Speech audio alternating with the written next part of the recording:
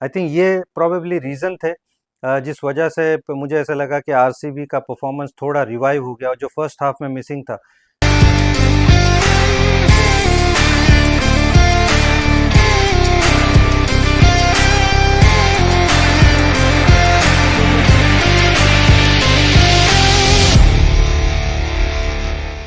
Hi guys, स्वागत है आप सबका फिर से मेरे इस यूट्यूब चैनल पर। हम आईपीएल से रिलेटेड कुछ वीडियोस बना रहे हैं। इस वीडियो में भी हमने आईपीएल से रिलेटेड कुछ क्वेश्चंस लिए हैं, तो शुरू करते हैं। बिल्कुल मुझे लगता है कि जो इंग्लैंड के प्लेयर्स मिस कर रहे हैं प्लेऑफ्स और प्लेऑफ से पहले जो मैचेस हैं, ये फ्रेंचाइजेस को बिल्कुल फ़र्क पड़ेगा, क्योंकि जॉस बटलर बहुत ही बढ़िया खिलाड़ी है, कमाल के प्लेयर रहे हैं और बहुत बढ़िया फॉर्म में थे राजस्थान रॉयल्स के लिए। और वैसे ही बिल्कुल फिल सॉल्ट भी थे। तो ये दोनों की कमी बिल्कुल अपने फ्रेंचाइजेस को खलेगी।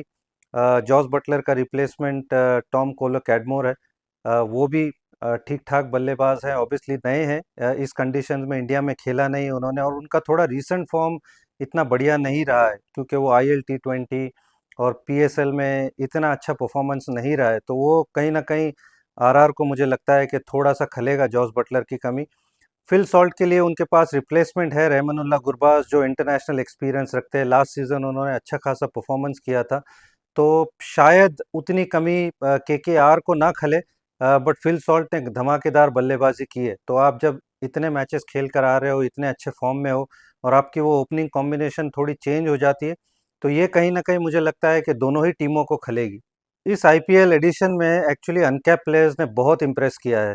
कुछ अगर मैं नाम लूँ तो उसमें से शशांक सिंह एक है, नीतीश कुमार रेड्डी हैं, मयंक यादव है, जिस तरह से उन्होंने वो कुछ मैचों में धमाकेदार बॉलिंग की थी।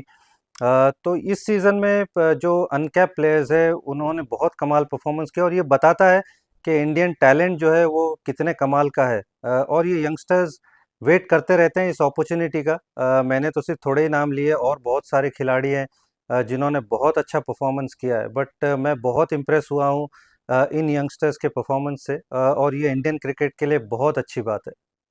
बिल्कुल, मुझे लगता है कि ये एक नॉर्म बन गया है अभी। हर रणजी ट्रॉफी की जो बड़ी-बड़ी एसोसिएशन है, वो अपनी टी20 लीग्स कराती है, और उनके लोकल टैलेंट्स को ये अपॉर्चुनिटी मिलती है, और इससे बहुत फ़ायदा होता है। उनके जो अपने प्लेयर्स हैं, उनको टीवी पे आकर खेलने का मौका मिलता है, क्योंकि ये मैचेस उनके टेलीवाइज़्ड होते हैं।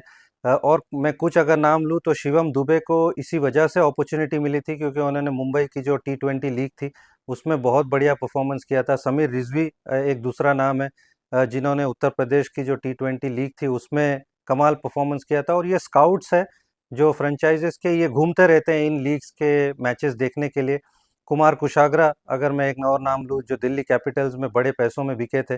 तो ये प्लेयर्स को इसका बड़ा फ़ायदा होता है अगर ये इन लीग्स के अंदर वो थोड़ा सा अच्छा परफॉर्मेंस करते हैं, और अगर आपने किसी स्काउट्स को इम्प्रेस कर दिया, तो ये फ़ायदा आपको आईपीएल के ऑक्शन में होता है। तो ये आई मीन जो इंडियन टैलेंट्स हैं उनके लिए ये लीग्स बहुत इंपॉर्टेंट है, और मुझे लगता है कि ये होनी चाहिए। हर स्टेट को एनकरेज करना चाहिए कि ये 10 या 15 दिन का जो भी कैलेंडर में टाइम निकाल के ऐसी लीग्स करानी चाहिए।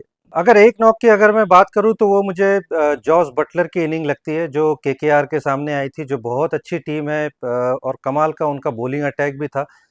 तो वो मैच उन्होंने सिंगल हैंडेडली अपनी बैटिंग से जिताया था। अ, वो 100 किया था कोलकाता के अंदर, और आखिरी विकेट में मेरे ख्याल से जो पार्टनरशिप की थी उन्होंने, उसमें से 46 में से शायद 41 रन उन्होंने खुद बनाए थे, और सिंगल हैंडेडली अपने दम पे वो मैच जिताया था। तो वो इनिंग मेरे लिए स्टैंड आउट करती है। और अगर हम बॉलिंग की बात करें तो शायद वो मयंक यादव का जो स्पेल था, जो शुरू में आके उन्होंने डाला था अपने पहले ही मैच में, और सबको सरप्राइज कर दिया था अपनी पेस और गति के साथ। इवन दो उसके बाद वो ज़्यादा मैचेस नहीं खेले, इंजर्ड हो गए, बट वो थोड़ा सा बहुत ही कमाल का परफॉर्मेंस था। एक यंग बॉलर को 156 157 की स्पीड पे बॉलिंग करते देखना वाज वेरी वेरी प्लीजिंग। तो ये दो मुझे लगता है कि performance which took my I, के मुझे थोड़ा सा सरप्राइज किया था। आई मीन मुझे लगता है कि बहुत सारी टीमों के कैप्टन्स तो सर्टन है। अगर हम बात करें, क्योंकि मुंबई के हार्दिक पांड्या मुझे लगता है वो तो कप्तान होंगे ही। उसके अलावा गुजरात में शुभमन गिल हैं, ऋतुराज गायकवाड़ है, दिल्ली में ऋषभ पंत है, तो यहाँ पर बहुत सारे चेंजेस देखने को नहीं मिलते। शायद पंजाब है एक टीम है जिसको कप्तान की ज़रूरत होगी, तो वो ऑक्शन में शायद एक कप्तान ढूंढने की कोशिश करेगी। बट उसके अलावा मुझे ऐसे नहीं लगता है कि, क्योंकि पैट कमिंस भी हैं एसआरएच में, राजस्थान में संजू सैमसन कई सालों से कप्तानी करते आ रहे, तो पंजाब के अलावा मुझे ऐसे नहीं लगता है कि कोई ऐसी टीम है जो कप्तान ढूंढ रही है, तो शायद कप्तान की सर्च सिर्फ पंजाब को होगी। आई मीन आरसीबी के लिए ऑब्वियसली मैं बहुत हैप्पी हूँ और थोड़ा प्लेजेंटली सरप्राइज भी हूँ। मुझे ऐसा लगा कि उनको अपना बेस्ट कॉम्बिनेशन फाइंड करने के लिए बहुत टाइम लग गया, लेकिन जब वो बेस्ट कॉम्बिनेशन उनको मिला, वहाँ से उनकी जीतना उनका चालू हो गया। और उनके जो प्लेयर्स भी हैं वो भी थोड़े फॉर्म में आ गए। फाफ डुप्लेसी के रन बनाना उन्होंने शुरू कर दिया। विल जैक्स अपने नंबर 3 का नंबर उनको खेलने मिला, एंड आई थिंक उन्होंने बहुत बड़ा इम्पैक्ट डाला अपने आरसीबी के लिए। रजत पाटीदार ने रन बनाना शुरू कर दिया। नंबर 5 पे ग्रीन को उन्होंने खिलाया, जो कि जनरली उनका नंबर नहीं, बट आई थॉट उन्होंने ठीक से एडजस्ट कर लिया। विराट कोहली तो रन बना ही रहे थे, बट आई थॉट कि जो स्वप्निल सिंह और करण शर्मा को उन्होंने खिलाया, दो स्पिनर, जो उनकी थोड़ी सी वीक लिंक थी, आई थिंक वो उन्होंने फाइंड आउट किया। मोहम्मद सिराज ने थोड़ा सा अपना फाइंड किया फॉर्म ये सेकंड हाफ में। आई थिंक ये प्रोबेबली रीज़न थे जिस वजह से मुझे ऐसा लगा कि आरसीबी का परफॉर्मेंस थोड़ा रिवाइव हो गया, जो फर्स्ट हाफ में मिसिंग था।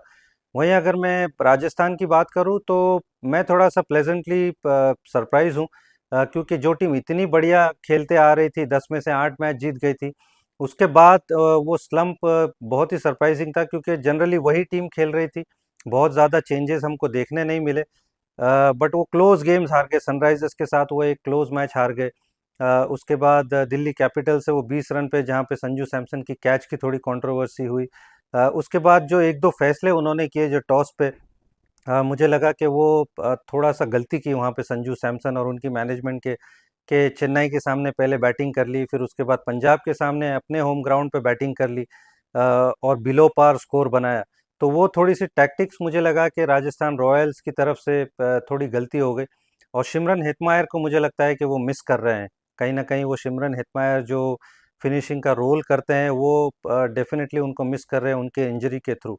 बट स्टिल मुझे ऐसा लगता है कि बहुत ही अच्छी टीम है, और फिर से उनको जीतना होगा। और ये थोड़ा सा मुझे सरप्राइजिंग है कि प्लेऑफ्स के नज़दीक आते हुए उनका फॉर्म इतना ख़राब हो गया है। यशस्वी जायसवाल भी एक प्लेयर है जो थोड़ा उनको रन बनाना होगा, क्योंकि अभी वो वर्ल्ड कप के लिए भी जा रहे हैं। तो राजस्थान रॉयल्स के फैंस के अलावा इंडियन फैंस भी चाहेंगे कि भैया वो रन बनाकर T20 वर्ल्ड कप में जाए। आई मीन ये सीज़न थोड़ा सा डिसअपॉइंटिंग रहा है।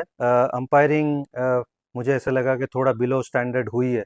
और इस बार बिकॉज ऑफ द टेक्नोलॉजी, और जिस तरह से बार बार थर्ड अंपायर के पास डिसीजन जा रहा है, चाहे वो वाइड का हो, चाहे वो बाउंसर का हो, चाहे वो वेस्ट हाई फुल टॉसेस का हो, ऐसा लगता है कि थर्ड अंपायर का जो रोल है वो बहुत बढ़ गया है। तो वहाँ पे कहीं ना कहीं आई फील के बीसीसीआई को ये सोचना होगा कि अपने बेस्ट अंपायर्स को वो थर्ड अंपायर की जॉब मिलनी चाहिए, क्योंकि वो अब बहुत ज़्यादा एक्टिव हो गए। इससे पहले थर्ड अंपायर के पास इतने डिसीजन नहीं जाया करते थे, बट अब बहुत सारे डिसीजन थर्ड अंपायर के ऊपर डिपेंड रहते हैं, और थर्ड अंपायर से भी ऐसा लगा कि कई मरतबा गलती हुई है। तो ये थोड़ा सा बेटर होना चाहिए। इतनी टेक्नोलॉजी के बाद इतनी गलतियां नहीं होनी चाहिए। आई फील कि फर्स्ट ऑफ ऑल एलएसजी ने वो इंटेंट से बैटिंग नहीं की। उनके प्लस ऐसे लगा कि उनके जो बैट्समैन हैं वो थोड़े आउट ऑफ फॉर्म थे, और बहुत ही ऐसे लगा कि टिमिड उनका अप्रोच था।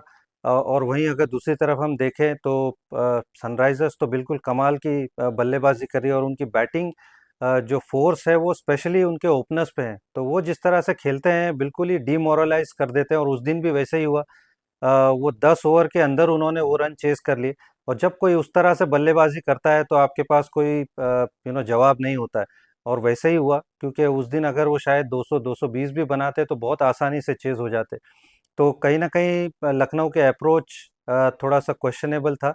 बट सनराइजर्स के ओपनर जिस तरह से खास करके खेल रहे हैं, कमाल ही खेल रहे हैं। वो एक जोड़ी फिल सॉल्ट और सुनील नारायण की भी है, वो भी कमाल क्रिकेट खेल रही है। और दूसरा अभिषेक शर्मा और ट्रेविस हेड, जिस तरह से ये खेलते हैं, ऐसे लगता है कि 250 स्कोर तो ऐसे लगता है कि पार स्कोर है। तो क्रेडिट कहीं ना कहीं मुझे लगता है अभिषेक शर्मा और ट्रेविस हेड को देनी चाहिए। तो उम्मीद है आपको ये वीडियो अच्छा लगा होगा। अगला वीडियो जो होगा वो हमारी आईपीएल सीरीज़ का आखिरी वीडियो होगा। तो अपने सवालात भेजिए, हम अगले वीडियोस में वो सारे सवालात आपके कवर करने की कोशिश करेंगे और उसी से रिलेटेड आपको जवाब देंगे। और उसके बाद आपको पता है क्या करना है, लाइक शेयर एंड सब्सक्राइब, और मिलते हैं अगले वीडियो में।